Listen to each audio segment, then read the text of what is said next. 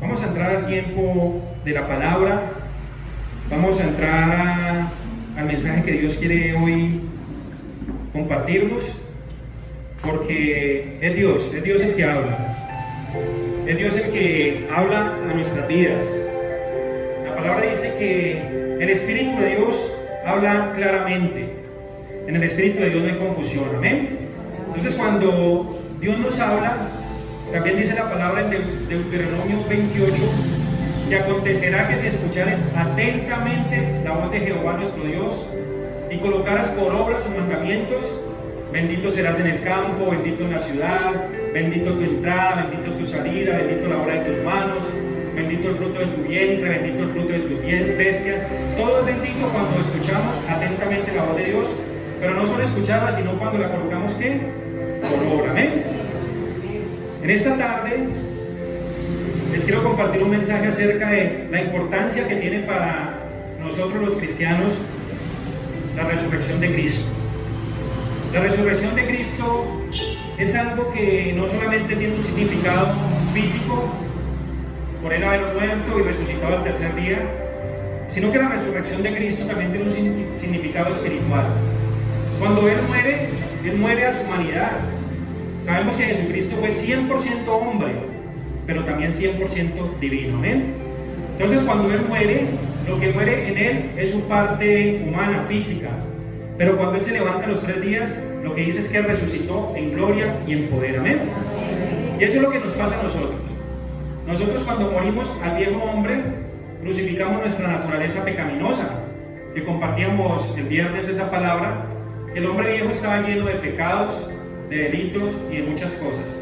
Pero cuando renunciamos a esto, dice que nacemos de nuevo, pero en Cristo Jesús. Dice que ya somos nacidos del agua, que es la palabra de Dios, y del Espíritu, que es el Espíritu Santo. Entonces, esta resurrección de Cristo tiene un significado espiritual. Eso no es únicamente que Él murió el viernes y resucitó el domingo, no. Pero ¿qué trae consigo la resurrección de Cristo? ¿Qué significa espiritualmente para nosotros? Vamos a verlo hoy por la palabra. Vamos a ir al Evangelio de Lucas, en el capítulo 24. Hay un título que dice la resurrección. Dice ahí en el verso 1 que el primer día de la semana, muy de mañana. Mira algo aquí, hermano, dice el primer día de la semana. Normalmente nos enseñaron que el primer día de la semana, ¿cuál era? El lunes, ¿cierto? Pero dice que Jesucristo resucitó un domingo. O sea que ¿cuál es el primer día de la semana? El domingo. Dice la palabra de Dios en el Génesis que Dios hizo todas las cosas en 6 días y el 7º día reposó de toda su creación. Por eso el primer día de la semana es el domingo, para que los que de pronto no lo conocían lo sepan a partir de ahora. Mira que lo dice la palabra. El primer día de la semana, muy de mañana, vinieron al sepulcro, trayendo las especias aromáticas que habían preparado, y algunas otras mujeres con ellas. Y hallaron removida la piedra del sepulcro. Entrando no hallaron el cuerpo del Señor Jesús. Mire, ese fue el día que resucitó, el primer día de la semana. Aconteció que estando ellas perplejas por esto, he aquí se pararon junto a ellas 2 varones con vestiduras resplandecientes. Estos 2 varones eran 2 ángeles de Dios. Sus vestiduras eran resplandecientes, no eran personas común y corriente como tú y como yo. Y como tuvieron temor y bajaron el rostro a tierra, les dijeron: ¿por qué buscáis entre los muertos al que vive? Mire la pregunta que le hacen estos 2 varones. Mire la pregunta que hacen estos 2 ángeles a las personas que estaban buscando el cuerpo de Jesús. Le dijeron: ¿por qué buscan entre los muertos al que vive? Tengan muy en cuenta esa frase, para ahorita vamos a entrar más en materia. No está aquí, sino que ha resucitado. Acordaos de lo que os habló cuando estaba en Galilea, diciendo: es necesario que el Hijo del Hombre sea entregado en manos de hombres pecadores, y que sea crucificado y resucite al tercer día. Gloria a Dios. Entonces, mire aquí, hermanos, obviamente cuando estas mujeres fueron a buscar el cuerpo de Jesús y no lo encontraron, pues obviamente quedaron espantadas, aterrorizadas y perplejas. ¿Tú te imaginas que tengamos nosotros un difunto y que sepamos que lo pusimos ahí en un lugar y que tú vayas y que esté solamente el féretro, pero el difunto por ningún lado.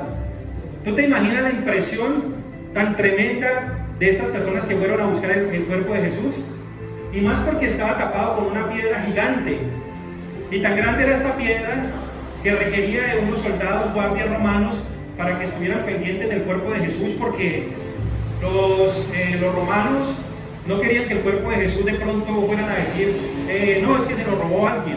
Entonces tenía una guardia muy fuerte para custodiar el cuerpo de Jesús. Cuando estas mujeres llegan allá y no encuentran el cuerpo, la sorpresa que se llevaron es mucha.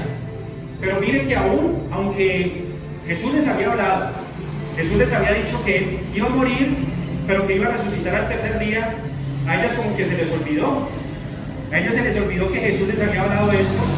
Por eso los varones, los ángeles le dicen, ¿no os acordáis de las palabras que Él nos dijo? Que moriría y resucitaría el tercer día. Mira, hermanos, que hay algo muy importante en nosotros cuando empezamos el camino de la vida en Cristo Jesús, y es que no nos podemos olvidar de las palabras de Dios. A veces de pronto Dios nos habla una palabra, pero tristemente se nos olvida, ¿cierto?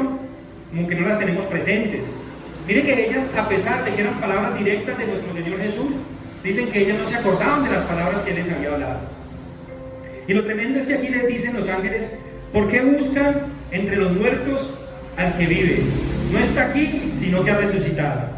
Miren qué hermoso. Ellas estaban buscando en una tumba a Jesús, que ya no estaba muerto, sino que había resucitado con poder y gloria. Y como personas nos pasa eso. Mire que las personas en este tiempo van a lugares de peregrinación y buscan a Jesús entre los muertos. Van y lo buscan de pronto en un templo donde hay una cantidad de santos que no tienen vida, y van y lo buscan allá. ¿Qué están haciendo? Buscándolo entre los muertos. Algunas personas de pronto se compadecen, ay, pobrecito el Señor, ¿cómo quedó? Porque de pronto el Señor está ya crucificado en un madero, porque de pronto está con la cruz aquí, porque hay otro ídolo que Él está postrado en el suelo con la cruz a cuestas. Miren que las personas buscan a Cristo entre los muertos, pero nosotros lo buscamos entre los ¿qué? Entre los vivos, porque Cristo vive, amén. Dice la palabra de Dios que Dios no es Dios de muertos, sino Dios de vivos. Entonces no podemos cometer el error de buscar a Dios o buscar a Jesús entre algo que no tiene vida, hermano. Algo que no te puede hablar. Una imagen no te puede hablar. Una estatua no te puede hablar. Pero cuando tú entras en la presencia de Dios, Dios sí te va a hablar. Pero vamos a empezar a diferenciar cuándo es la voz de Dios y cuándo es la voz del mundo o del enemigo que nos está hablando. Mire que el profeta Samuel dice la palabra que cuando él estaba muy joven, Dios lo llamó 3 veces y él decía, ¿quién es el que me llama? Él no sabía quién lo estaba llamando. Y a nosotros nos pasa igual. A veces no sabemos quién es el que nos está llamando. De pronto tú estás aquí por una invitación de alguien, pero el que te está llamando es Dios. El que te está convocando es Dios. Y cuando tú empiezas a sensibilizar tu oído a la voz de Dios, empiezas a decir, uy, Dios mío, tú eres el que me está diciendo que haga esto. Tú eres el que me está diciendo que no haga esto. ¿Por qué? Porque primero no nos olvidamos de la palabra de Dios. Dice por allá en el libro de Deuteronomio y en Levítico que tenemos que guardar la palabra y sellarla en nuestro corazón. Porque muchas veces por un oído nos entra y por el otro, ¿qué pasa? Nos sale, ¿cierto? Pero cuando empezamos, hermano, a recordar la palabra de Dios, empezamos a vivir por la palabra. Empezamos a vivir por la palabra. Cristo le dijo al enemigo, a Satanás, no solo de pan vivirá el hombre, sino de toda palabra que sale de la boca de Dios. Es que en la boca de Dios, en la palabra de Dios, hay vida, hermano. En la palabra de Dios hay vida. Entonces no podemos buscar a Cristo entre los muertos, porque Cristo vive, hermano. Muchas personas lo matan cada año, lo resucitan, posteriormente vuelven y lo hacen, y así sucesivamente cada año. Pero cuando una persona empieza a entender que Cristo está vivo, ya no lo va a matar más. Ya no lo va a matar más, sino que lo va a tener vivo ahí en su corazón. Y es donde Él quiere que vivir en nosotros, en nuestro corazón. Porque ¿qué nos ganamos de pronto nosotros? Hacer ritos, ceremonias, de pronto hacer cosas que nos han de pronto enseñado, si en nuestro corazón no está Él. En nuestro corazón no está Él. Ustedes se pueden dar cuenta ahora. Desde ahora ya lo pueden empezar a sentir en el ambiente. mire cómo empieza el ambiente a cambiar, ¿cierto? Cómo se siente diferente el ambiente espiritual, ¿cierto que sí? ¿Por qué? Porque muchas personas dicen, no, tenemos que guardar estos días, pero luego, ¿qué pasa? Volvemos a lo mismo, y eso no estamos llamados a hacer eso, hermanos. Entonces aquí, hermano, dice que Jesús le había dicho a ellas que iba a resucitar al tercer día, pero no iba a morir otra vez, porque él ya vive, hermano. Él ya no va a volver aquí a que lo crucifiquen, no. Dice la palabra que Él está en su trono celestial. Dice que Dios le ha dado un nombre que es sobre todo nombre y que en este momento está a la diestra del Padre. Y está esperando el momento, hermano, en el cual Él va a venir, pero dice que le vamos a recibir en las nubes. Cuando Cristo venga por su iglesia, le vamos a recibir en las nubes. ¿Qué quiere decir eso? Que cuando Él venga por segunda vez, todos los que murieron en Cristo van a resucitar con Él. Dice que los que estemos vivos vamos a ser arrebatados. Amén.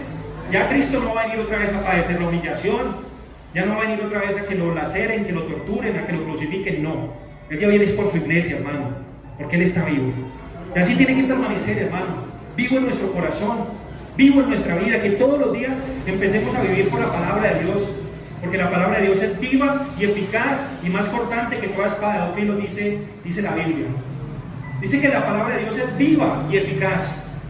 Muchos dicen, esto es un libro viejo, esto es simple historia, esto ya pasó, esto no aplica para estos tiempos, pero a mí la Biblia me dice otra cosa. Dice que la palabra de Dios es viva y eficaz y que es como espada de dos filos, que penetra hasta los huesos, los tuétanos y las coyunturas. Y dice que aún discierne las intenciones de nuestro corazón. La palabra de Dios está viva, hermano. ¿Tú sabes que dice la Biblia? Que va a pasar el cielo y la tierra, pero la palabra de Dios no va a pasar.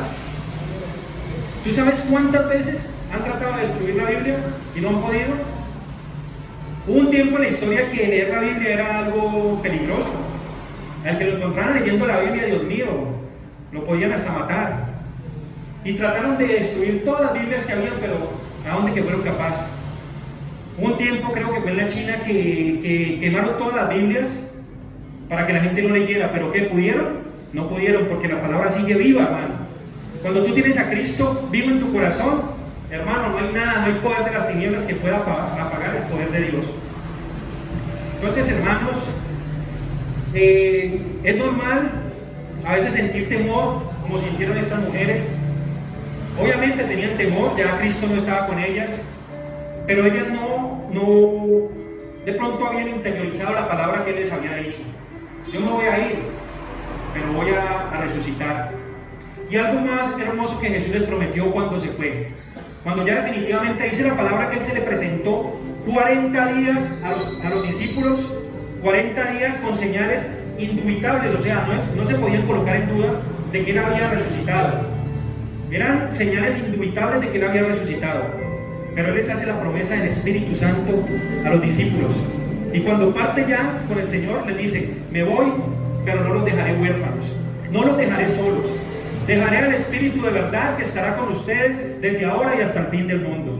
El Espíritu de Dios está contigo, hermano. El Espíritu de Dios nunca te ha dejado y nunca te va a dejar. Vamos a ir a la palabra Romanos 8:11. ¿Cómo nos habla la palabra del poder que levantó a Jesús de Nazaret de los muertos? Romanos 8 nos dice, Romanos 8:11, que si el Espíritu de aquel que levantó de los muertos a Jesús mora en nosotros, el que levantó de los muertos a Cristo Jesús vivificará también vuestros cuerpos mortales por su Espíritu que mora en nosotros. Mire, si el Espíritu que levantó a Jesús de los muertos, ¿cuál es ese Espíritu? El Espíritu Santo. El Espíritu Santo levantó a Jesús de Nazaret con poder, gloria y autoridad de los muertos, y dice que ese mismo Espíritu nos va a vivificar a nosotros. Dice que va a vivificar nuestros cuerpos mortales. ¿Y qué es eso de que va a vivificar nuestros cuerpos mortales? Quiere decir, hermano, que el Espíritu Santo es el que nos da vida.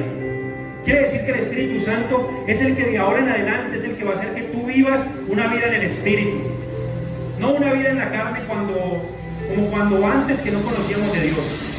Ese mismo Espíritu que levantó a Jesús de Nazaret con poder y gloria, es el mismo Espíritu que te quiere levantar todos los días a ti y a mí. Porque a veces estamos caídos, ¿cierto? ¿Y qué hace el Espíritu de Dios? Viene y nos levanta. Vivificar es dar vida. Entonces cuando tú, hermano, estés abatido, cuando tú veas que de pronto sientes muerte espiritual en ti, cuando sientes que hay una situación que de pronto te ganó ventaja, que de pronto sientes que estás muriendo espiritualmente, el Espíritu de Dios te va a vivificar de nuevo. Porque el Espíritu es el que da vida, dice la palabra. Dice, el Espíritu es el que da vida, la carne para nada aprovecha, dice la Biblia. Entonces ese Espíritu, hermano, va a vivificar nuestros cuerpos mortales. ¿Qué significa eso? Que la vida eterna que tiene Cristo, el Espíritu te la va a dar a ti también. Esa vida eterna que Dios le dio a Cristo por medio de su Espíritu Santo, te la va a dar a ti también. Dice acá que va a vivificar nuestros cuerpos mortales. Sí, claro, tenemos un cuerpo que es mortal. Yo no conozco aquí a alguien que haya dicho que es inmortal. Highlander, que de pronto le decían el inmortal, ¿cierto? Pero humanamente no vemos una sola persona que haya vivido eternamente, ¿cierto? Humanamente. Pero estamos llamados a que nuestra alma y nuestro espíritu, hermano, vivan eternamente con el Señor. Pero cuando muere una persona, lo que muere es su cuerpo únicamente. Cuando venga Cristo Jesús, ¿qué va a pasar? Estos cuerpos se levantarán en gloria y serán vivificados por el Espíritu de Dios. Vamos otra vez, hermanos, nos vamos a levantar de nuevo en el Espíritu. Pero dice que ese Espíritu mora en vosotros. ¿Qué es algo que mora? Algo que ha hecho ya una habitación en alguien. Porque muchas personas dicen, yo siento la presencia de Dios, yo estoy lleno de la presencia de Dios, pero ya luego se les va el Espíritu y no lo sienten. Por eso hay personas que son inconstantes en la comunión con el Espíritu de Dios. Cuando algo mora, es algo que vive ahí. El Espíritu Santo no puede ser un habitante temporal en tu vida. El Espíritu Santo no puede venir por un día y al otro día irse. Hoy siento el Espíritu, pero mañana no. Dice que Él mora en nosotros. O sea que todo el tiempo el Espíritu Santo de Dios tiene que estar en ti y en mí, hermano. Y si el Espíritu Santo mora, verdaderamente vive en nosotros, dice que nuestro cuerpo va a ser vivificado como fue el de Cristo Jesús, por el mismo Espíritu que lo vivificó a Él, que es el Espíritu Santo de Dios. Primera de Corintios 15 nos habla la palabra. Primera de Corintios 15, verso 19. Vamos a leerlo en una traducción más, que es un poco más comprensible para este texto. Primera de Corintios, capítulo 15. Vamos a leerlo en la traducción del lenguaje actual. Ustedes de pronto les va a parecer ahí diferente, pero 15:21, sí. Mire esto, 15:19, perdón. Vamos a leerlo desde el verso 19 hasta el verso 22. Si nuestra esperanza es que Cristo nos ayude solamente en esta vida, no hay nadie más digno de lástima que nosotros. Miren, muchos tienen esperanza de que Cristo solamente les ayude en esta vida terrenalmente. Por eso las personas le dicen, Señor, dame salud, Señor, dame dinero, Señor, dame amor, Señor, bendíceme, Señor, ayúdame, Señor, ampárame, Señor, socórreme.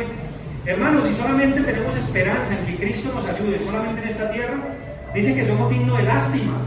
¿Por qué? Porque estamos colocando la mirada en las cosas de la tierra y no en las del cielo. Dice en el libro de Colosenses que sabemos que si ya morimos, que si ya nosotros morimos con Cristo, que coloquemos la mirada en las cosas de arriba, donde está Cristo. Amén. Y dice ahí, sin embargo, Cristo resucitó. Qué hermosa noticia para nosotros los que amamos al Señor, ¿cierto? Esto nos enseña que también resucitarán los que murieron. Miren qué hermoso, hermano. Resucitarán. Los que murieron en Cristo, dicen Tesalonicenses, resucitarán primero. Entonces nuestra esperanza es morir en Cristo. No morir, hermano, una vida apartados de Él. Porque si no morimos en Cristo, no vamos a resucitar con Él. Dice ahí que por el pecado de Adán, todos fuimos castigados con la muerte. ¿Tú sabes que la muerte fue un castigo de Dios por el pecado? El hombre no estaba hecho, no estaba creado para morir. Pero a causa de la desobediencia del hombre, ¿cuál fue el pecado? Que ellos desobedecieron a Dios. ¿Y cuál fue la paga? La muerte. Romanos 8 dice, la paga del pecado es la muerte. Pero la dádiva de Dios, ¿qué es? Vida eterna en Cristo Jesús. Dale la gloria al Señor. Mira, hermano, por el pecado de Adán, por el pecado de uno, dice, el primer Adán murió. Pero el postrer Adán, Jesucristo, fue el que nos dio vida eterna. Por el pecado de Adán, todos fuimos castigados por la muerte. Por ahí hay una canción que dice que el trabajo lo hizo Dios como castigo. Me parece que llaman Negrito del Batey, ¿cierto? Que el trabajo lo hizo Dios como castigo. El hombre no estaba, hermano, diseñado para tener que trabajar. Dice que a la mujer le multiplicó los dolores en su preñez. Tampoco la mujer, hermano, tenía que sufrir teniendo un hijo.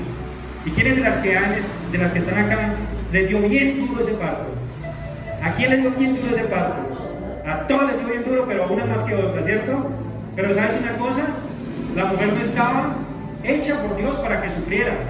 Pero a causa del pecado del primer Adán, dice la palabra, que fuimos castigados con la muerte y con el dolor. Y al hombre, pobrecito, nos tocó trabajar. Dice la palabra, ahora ganarás el pan con el sudor de la frente. Eso, mejor dicho, nos perjudicaron bastante. ¿Sabes qué pasaba, hermanos? Ellos se antojaban de comer algo, estaban en el huerto del Edén, y todo lo tenían ahí. Se antojaban de comerse un salmón, iban y lo pescaban. Ahorita ya comes un salmón. No saque 50,000 o 60,000 de ahí. Lo que ellos quisieran, hermano, querían pavo, pavo tenían. Querían la fruta más rica la tenían. Pero como pecaron, hermano, dice que por cuanto todos pecaron, estamos destituidos de la gloria de Dios. Ya esa gloria, hermano, que teníamos antes, de no tenernos que matar, sacrificar, ya no la tenemos. Tenemos que, hermano, ganar el pan con el sudor de nuestra frente. Pero mire lo hermoso que hay acá. Mire lo hermoso que dice acá la palabra. Recuerden esto, hermanos.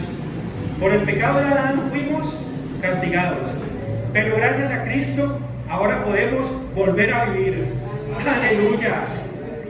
Ahora por Cristo podemos volver a vivir. Y veíamos el viernes que estábamos muertos. Pero ahora ¿cómo estamos? Estamos de nuevo vivos, hermano.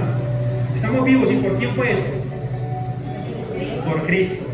Te hago una pregunta, ¿te tocó pagar un solo peso? Nada, hermano. Dice que por gracia somos salvos. ¿Y qué es por gracia? Gratis. La salvación es gratis. Cuando usted venga a un pastor y le diga, vea, hágame una buena ofrenda, que es que voy a orar para que ustedes sean salvos, dígale, mentiroso.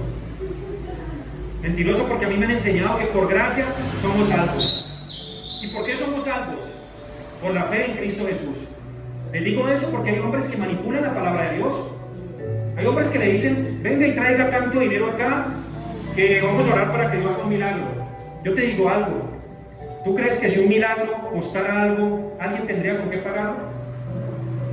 No había, hermano, riquezas de este mundo para poder comprar un milagro. Por eso la salvación es gratis, hermano, pero es por la fe en Cristo Jesús. Amén. Y por esa fe, hermano, nosotros no vamos a morir eternamente. Por la fe en Cristo Jesús.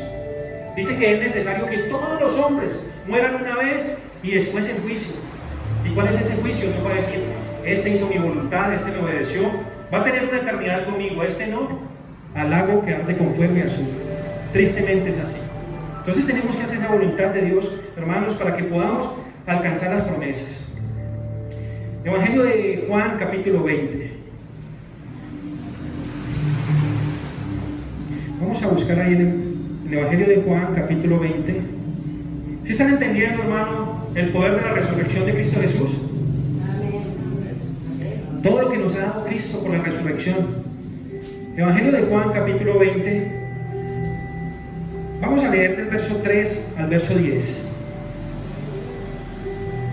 El apóstol Juan es llamado el discípulo amado. ¿Por qué era llamado el discípulo amado Juan? Dice la palabra de Dios que cuando Jesús estaba predicando, él iba y se le recostaba en el pecho. Él amaba mucho a Jesús. Juan capítulo 20. Entonces Juan fue llamado el discípulo o el apóstol amado, para que también vayan conociendo eso. Dice ahí en el Evangelio de Juan capítulo 20, verso 3, que salieron Pedro y el otro discípulo. ¿Cuál era el otro discípulo? El apóstol Juan. Fueron al sepulcro, corrían los dos juntos, pero el otro discípulo corría más a prisa.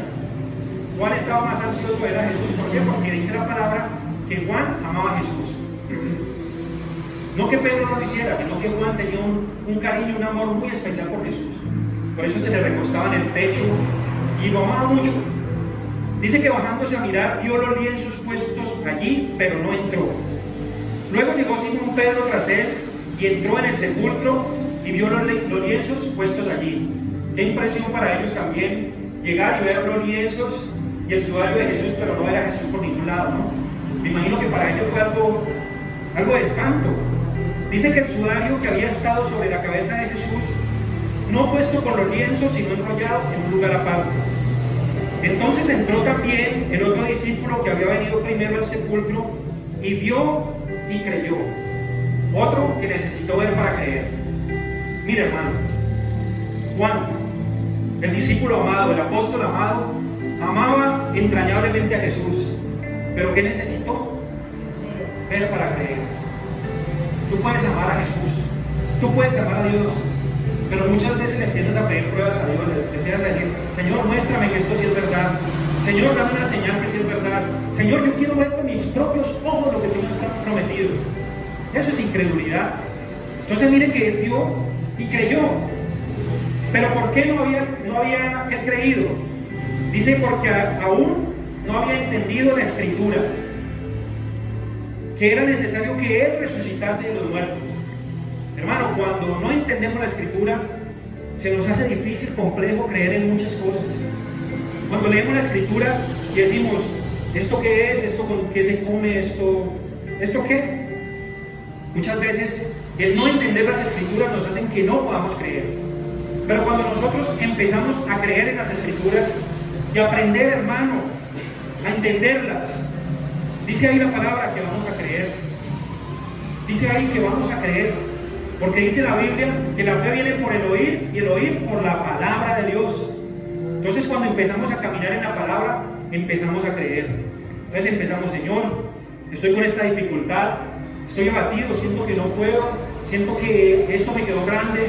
Viene la palabra y te dice: todo lo puedes en mí que te fortalezco. Entonces tú dices: uy, Dios mío, ahora sí creo porque tú me estás dando las fuerzas.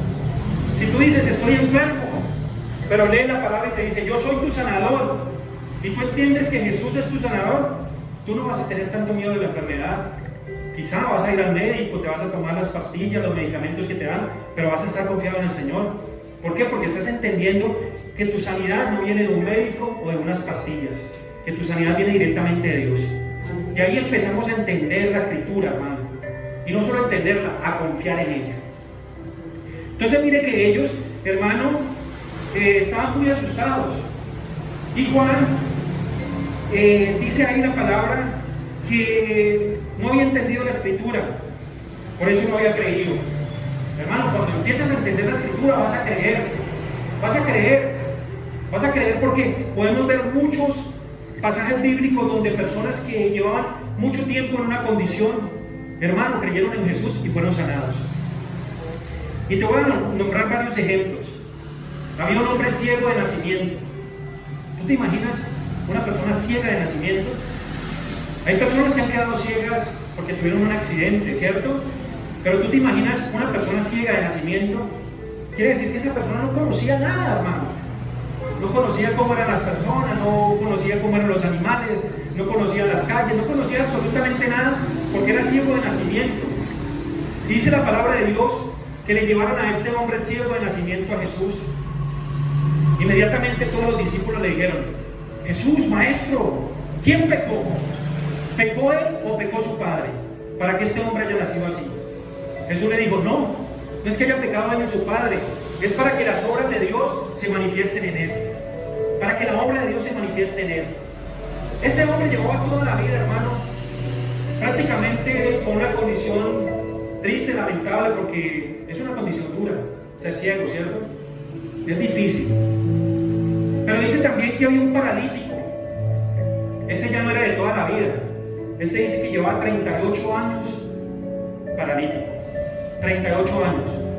Pues es prácticamente una vida. Yo tengo 42, 38 es casi toda mi vida. Pero este hombre tal vez tenía mucha más edad. Quiere decir que este hombre en algún momento de su vida le aconteció algo por lo cual quedó así. Porque no dice que era paralítico de nacimiento. En algún momento de su vida un accidente, qué sé yo, lo dejó en esa condición. Ahorita te voy a decir a qué voy con esto de estos tiempos.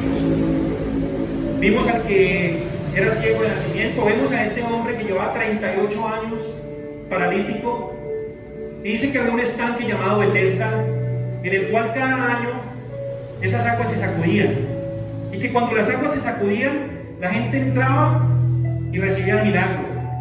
Pero este hombre dijo: Jesús, no tengo quien me meta cuando las aguas se sacuden. No tengo quien me deposite allá en ese estanque.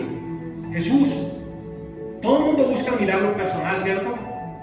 Mire la falta de misericordia del ser humano, hermano. 38 años tal vez ese hombre buscando quién lo llevara a las aguas y nadie lo había llevado. De pronto alguien hasta tenía una enfermedad menor, pero se ponía por encima de él, ¿cierto? Tal vez alguien con una gripita ahí: no, yo me meto para que me quite mi gripa. Pero el pobre paralítico, hermano, 38 años así, y nadie tuvo misericordia de él. ¿Quién tuvo misericordia de él? Jesucristo, hermano. Lo levantó de esa condición. Pero hay algo que a mí me impresiona cuando Jesús lo levanta, y es que le dice: vete y no peques más. Jesucristo a todas las personas no les decía eso. A algunos les decía: vete, tu fe te ha salvado y tu fe te ha sanado. Pero a este y a la mujer adúltera les dijo: vete y no peques más. Quiere decir que quizás esa condición de él de pronto era causa de un pecado. Digo de pronto porque no lo dice la Biblia. Pero si le dijo: vete y no peques más, quiere decir que de pronto esa condición la tenía por un pecado en él. O tal vez aún de pronto ahí postrado tenía malos sentimientos este hombre, malas miradas, quizá codiciaba con el ojo a las mujeres. Y Jesús lo vio, y es que este paralítico está ahí como tiradito, pero es que yo lo veo que es como mironcito, que de pronto es mal hablado. ¿Quién sabe, hermano, qué pecado tenía este hombre? Pero 38 años duró en esa condición. Pero Cristo le dijo: levántate, toma tu lecho y anda, vete y no peques más. ¿Y sabes algo? Jesús le dijo: no le cuentes a nadie quién te ha hecho esto. Dice que luego Jesús más adelante lo encontró en el templo y le preguntaron al hombre quién había hecho esto. Hermano, por esta confesión de este hombre, fue que la búsqueda se intensificó contra Jesús. Empezaron a buscarlo por cielo y tierra para apresarlo. Mira, hermano, este hombre que Jesús hizo un milagro, posteriormente fue y testificó lo que no tenía que decir. Porque Jesús, hermano, cuando hace un milagro no es para que lo coloquemos en boca de todo el mundo. Él no se daba la gloria: vaya, dígale a todo el mundo que Jesús lo sanó. Vaya, dígale que yo lo sané. No, él decía: vaya, pero coma calladito. Muchas veces Jesús sí decía: vaya y preséntese al sacerdote, dé testimonio. Pero a él no le gustaba que lo nombraran a él. Y mire que el hombre es totalmente distinto. El hombre siempre quiere la gloria a él. Jesús antes decía: vaya, no le cuentes a nadie. Mire qué hermoso es el Señor. En el Señor había humildad, hermano. El Señor no se vanagloriaba de eso. Por eso dice la palabra que aprendamos de él, que es manso y humilde de corazón. Hoy en día, hermano, los hombres se jactan de los milagros. Uy, lloré por esta persona, se sanó. Uy, yo hice esto y esta persona, oré por esta persona y consiguió trabajo. Uy, esta persona llevaba tanto tiempo en tal condición, lloré por ella y Dios le respondió. Miren que Jesús era totalmente distinto. Qué hermoso Jesús, hermanos. Otra mujer no, más bien una mujer, porque ahora hablamos de dos hombres. Esta mujer tenía 12 años con un flujo de sangre. Estos días compartíamos esa palabra con Udal, ¿cierto? 12 años con un flujo de sangre. ¿Tú te imaginas esa condición? 12 años esa pobre mujer fluyendo y fluyendo de sangre.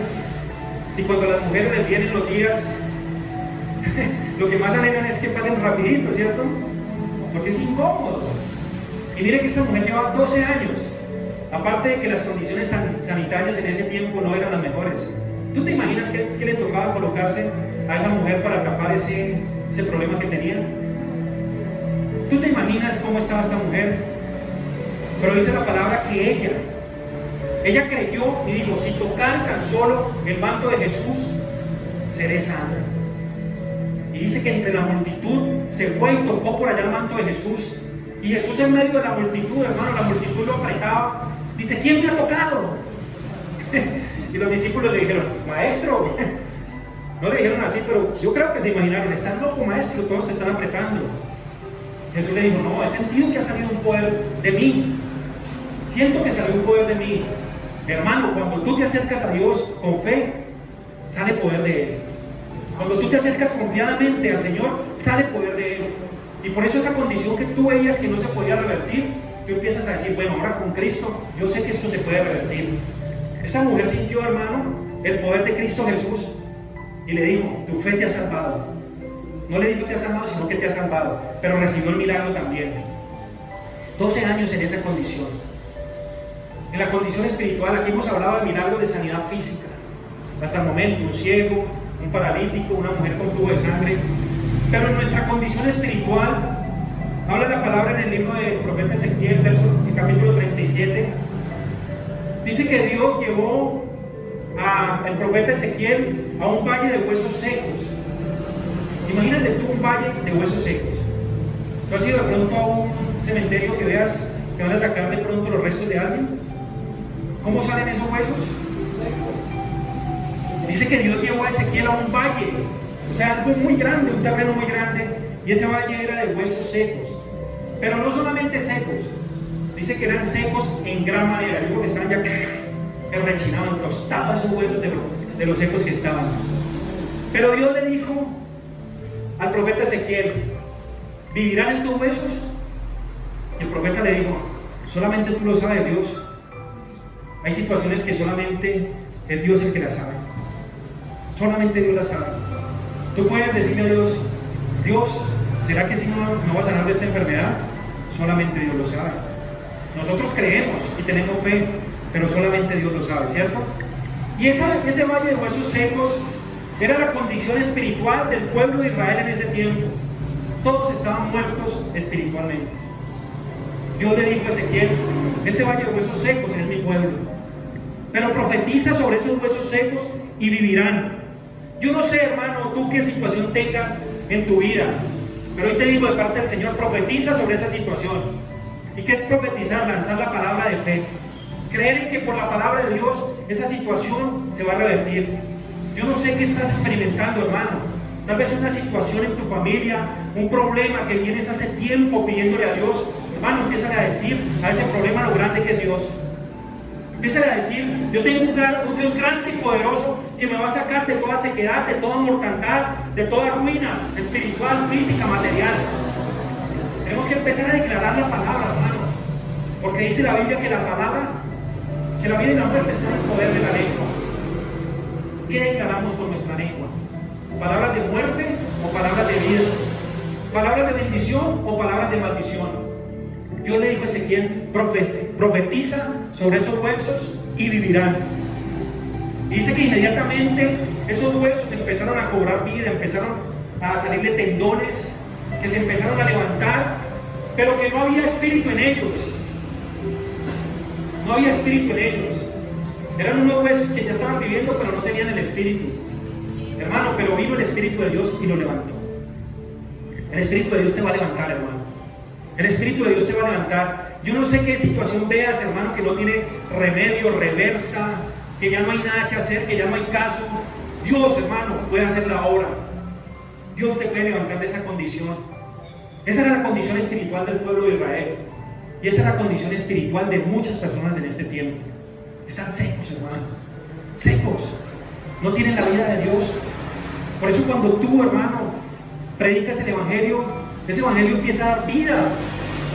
Ese Evangelio empieza a dar vida. Porque la palabra de Dios da vida. Jesucristo dice, el profeta Isaías, que vino, hermano, a dar buenas nuevas a los abatidos, a dar vista a los ciegos y abrirle la puerta de la cárcel a los cautivos. Cuando empezamos a declarar la palabra, hermano, empezamos a ver la manifestación del poder de Dios en nuestra vida. Por eso, hermano, tu situación no es más grande que el Dios que tienes. No es más grande que el Dios que tienes. Y puede que tu situación tú digas, pero es que este problema es muy grande, es que tú no lo estás viviendo. Sí, tal vez no, pero tienes un Dios más grande que cualquier problema, hermano. ¿Cómo estaba ese valle de esos huesos? Completamente secos, y secos en gran manera. ¿Y qué pasó? Vivieron, hermano. Yo no sé si hay algo en tu vida que tú ya creas que murió. De pronto murió algo en ti, tu esperanza, tu fe. De pronto murió en ti un sueño, un anhelo que tenías. Hoy Dios te dice, declárale esa situación. para que vuelva a vivir. ¿Cuántas personas han abandonado un sueño, hermano? Porque creyeron que ya no lo iban a alcanzar. ¿Cuántas personas tiraron la toalla, abandonaron algo que siempre habían querido hacer porque simplemente ya no creyeron más? Hermano, esos huesos secos no los levantaba sino la palabra de Dios, Dios por medio de su Espíritu. Esa situación que tú tienes, hermano, el único que puede hacer algo es Dios, por medio de su Espíritu Santo. Y ya te digo por qué te leí todos estos versículos. Juan 11:27. Juan 11:17. Dice ahí, Jesús, la resurrección y la vida. Te pregunto, ¿la mujer alcanzó su milagro? Sí, ¿cierto? ¿El ciego alcanzó su milagro? Sí. ¿El paralítico alcanzó su milagro? Sí. ¿Los huesos secos vivieron? Sí. ¿Cierto? Y aquí dice Jesús, la resurrección y la vida. Dice, vino pues Jesús y halló que hacía ya 4 días que Lázaro estaba muerto. 4 días. ¿Y 4 días un cuerpo ya puede estar descompuesto? ¿Y 4 días? ¿A qué olía Lázaro? Estaba ya descompuesto. 4 días, hermano, 4 días que estaba en el sepulcro. Para Jesús no fue difícil levantar a Jesús de ahí, ¿cierto? Si le dio la vista a un ciego de toda la vida, si levantó un paralítico de 38 años de estar en una postrado, si le quitó el flujo de sangre a una mujer y si levantó, hermano, ese valle de huesos secos y le dio vida, ¿será que era difícil para Dios darle vida a Lázaro que apenas llevaba 4 días de muerto? ¿Era difícil? Dice la palabra de Dios, ¿hay algo imposible para mí? Dice Dios, ¿hay algo imposible para mí? Pues hermano, mira, dice que muchos de los judíos habían venido a Marta y a María, hermanas de Lázaro, para consolarlas por su hermano. Entonces Marta, cuando oyó que Jesús venía, salió a encontrarle, pero María se quedó en casa. Y Marta dijo a Jesús, Señor, si hubieses estado aquí. Si hubieses estado aquí, mi hermano no hubiera muerto. ¿Qué le dijo al paralítico? No tengo quien me meta al estanque. ¿Qué le dijo a la mujer? Si hubieses estado aquí. Mire, muchas de las cosas que no vemos es por la justificación de nosotros mismos. Los milagros que no vemos es por nuestra justificación. Es que esto que me está pasando es por fulano. Es que cuando yo estaba pequeño mi papá, es que mi mamá, es que tal persona me frustró, me dijo algo.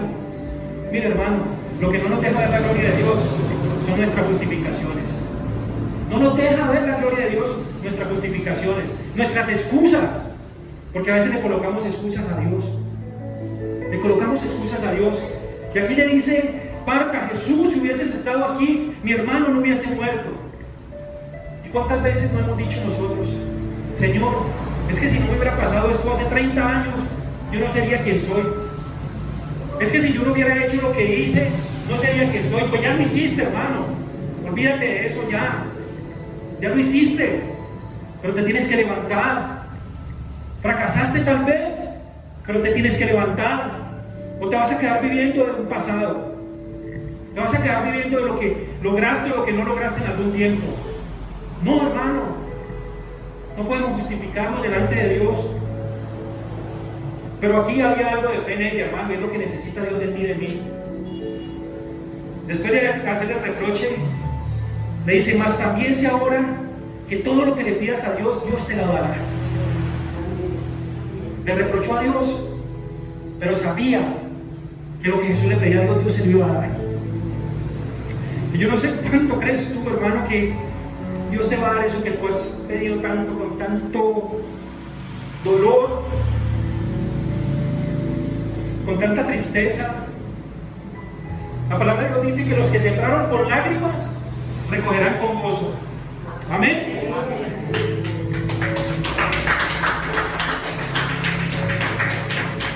Yo no sé, hermano, que sea eso que tú veas que ya no lo vas a alcanzar, que no lo vas a lograr.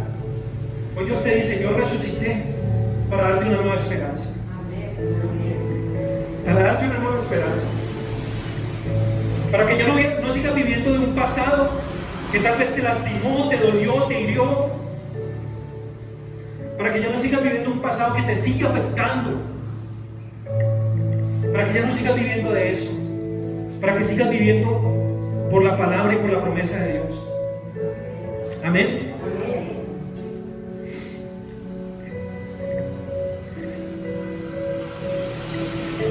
Jesús le dijo: tu hermano resucitará. O el Señor te dice: esa situación que habías muerto, resucitarás. Eso que no había vida, resucitará. Eso que no había salida, vas a tener una salida, hermano. Jesús le dijo: tu hermano resucitará. Hoy Dios te dice, hermano, es necesario que lo creas. Es necesario que lo creas. Dios le va a dar vida a esa situación que creías muerta. Dios le va a dar vida, hermano. Dios le va a dar vida. Eso que ya no creías, hermano, Dios le va a dar vida. Yo no sé por quién estés pidiendo, hermano. Si por un hijo, por un primo, por un sobrino, por un hermano, no sé, hermano. Pero Dios lo sabe. Dios lo sabe. Marta sabía que Jesús lo que le pedía al Padre se lo daría. Y te hago una pregunta: si Jesús dijo: los que creen en mí, mayores cosas que estas verán. Si Jesús lo dijo, es porque Él sabía que lo que Él hizo, tú y yo también lo podemos alcanzar, hermano. Él sabía cuando lo prometió. Porque han creído, cosas mayores que estas verán, le dijo a los discípulos. Porque han creído. Marta le dijo: sí, Señor, yo sé que resucitará, pero en la resurrección de los muertos. Ella estaba pensando que Jesús le estaba hablando de la resurrección eterna. Pero el propósito de Jesús no era solamente darle vida eterna, sino levantarlo de la tumba. El salmista David decía: hubiera yo desmayado si no creyera que veré la bondad de Dios en la tierra de los vivientes. Tampoco podemos, hermano, resignarnos a creer que las promesas de Dios solamente van a ser para el cielo, para la eternidad. No, aquí también en la tierra las vamos a ver, hermano. Porque Dios no quiere que vivamos una vida fracasada. Dios no quiere que vivamos una vida atribulada, angustiada, de fracaso, de tristeza, de dolor. No. Él quiere lo mejor para ti y para mí, porque Él es bueno, hermano. Marta creía: sí, Señor, yo sé que Él va a resucitar, pero la resurrección de los muertos. En otras palabras, Marta le dijo: sí, Señor, tú lo vas a levantar, pero aquí ya murió. Jesús le dijo: no. Todo aquel que vive y cree en mí no morirá eternamente. ¿Crees esto? Le dijo: sí, Señor, yo he creído que tú eres el Cristo, el Hijo de Dios que ha venido al mundo. No te lo voy a leer, pero posteriormente dice la palabra de Dios que Jesús se acerca a la tumba de Lázaro y le dice: Lázaro, ayúdame ahí. Levántate, ¿y qué? Hoy Dios te dice: levántate, camina, no te quedes ahí. Levántate y camina, no te quedes ahí. Dice que Lázaro se levantó de su tumba, pero dice que tenía una piedra que no lo dejaba salir. Ya estaba levantado, pero estaba todavía encerrado. ¿Por qué? Porque había una piedra. Yo no sé cuál sea la piedra, hermano, que te ha hecho caer, tropezar, que no te ha dejado salir. A veces decimos: tropecé de nuevo y con la misma piedra. ¿Cierto? Ya Lázaro estaba vivo, hermano, pero había una piedra que no lo dejaba salir de ahí. Dios te da vida, hermano, pero tienes que quitar toda piedra de tropiezo. ¿Qué piedra hay en tu vida que sea un tropiezo? No lo sé, pero Dios lo sabe, como le dijo Ezequiel. Señor, no lo sé, Dios lo sabe. Hay que quitar toda piedra de tropiezo de nuestra vida, hermano. En eso que caemos reiteradamente, hay que quitarlo de ahí. No sé qué sea, hermano, pero hay que quitarlo de ahí. Y Lázaro, hermano, salió de la tumba también. Como Jesús resucitó, Lázaro resucitó. ¿Cuál es la diferencia? ¿Cuál es la diferencia? Que Lázaro volvió a morir, pero Cristo vive eternamente, hermano. Amén. Dale la gloria a Él. Cristo vive, hermano. Ya no vivamos de un Cristo muerto, no. Cristo vive en tu corazón. Cristo vive en tu vida. Cristo vive en tu casa. Cuando la vida de Cristo se manifiesta en una casa, hermano, el ambiente empieza a cambiar. Hay problemas, claro que los hay. Hay dificultades, claro que las hay. Pero la vida de Cristo, hermano, empieza a dar, a vivificar estos cuerpos mortales. Empezamos a tener vida y vida abundante. Porque Dios quiere una vida abundante. Dios quiere darte vida y vida en abundancia. Es necesario, hermano, que tú creas que Cristo resucitó para que tú resucites con Él. Y para que vivas con Él eternamente. Por un hombre entró el pecado. Y por ese hombre tenemos que morir terrenalmente. Pero por otro hombre, hermano, llegó la vida eterna y la salvación. Y a ese es el que tenemos que seguir. Ponte de pie, vamos a orar. Padre, te damos gracias.